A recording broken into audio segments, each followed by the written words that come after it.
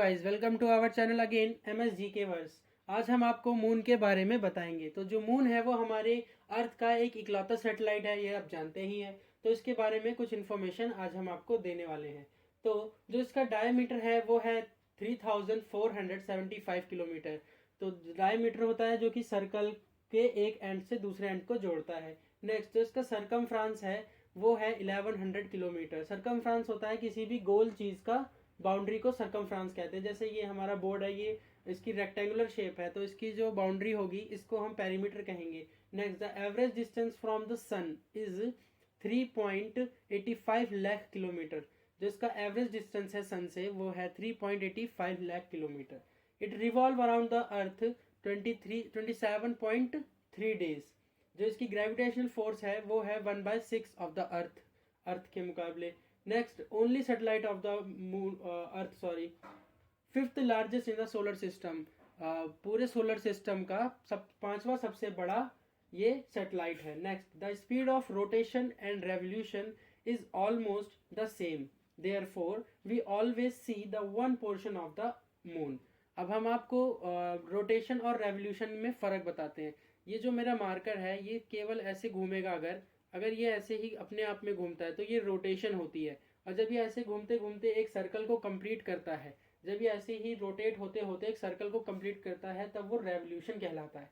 तो ये रेवोल्यूशन और रोटेशन की स्पीड ऑलमोस्ट सेम होती है, इसी वजह से हमें मून का एक ही पोर्शन दिखाई देता है।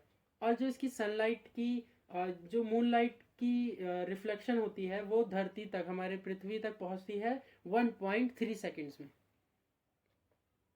It revolve around the sun in elliptical orbit. Elliptical orbit होता है ओवल की शेप में, यह हमारे सन के रिवॉल्व घूमता रहता है और इसी वजह से यह हमारे अर्थ के 2 बार सबसे पास आता है और 2 बार सबसे दूर जाता है। Next the nearest position of the moon to the earth is known as a perigee. Perigee कहलाता है जब मून अर्थ के सबसे पास होता है।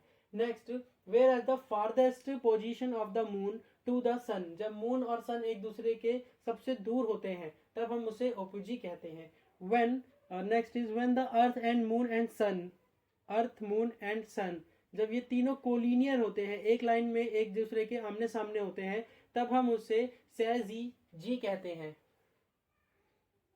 सो next is the diameter of the moon is equal to 1/4 of the diameter of earth. ये समझ गए होंगे।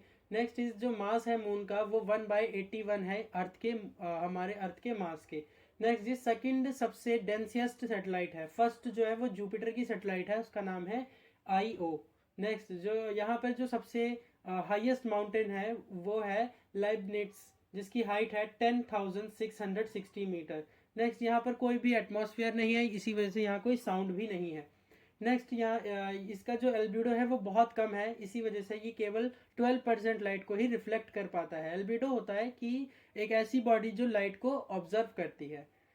Thank you for watching our video and visit our channel again.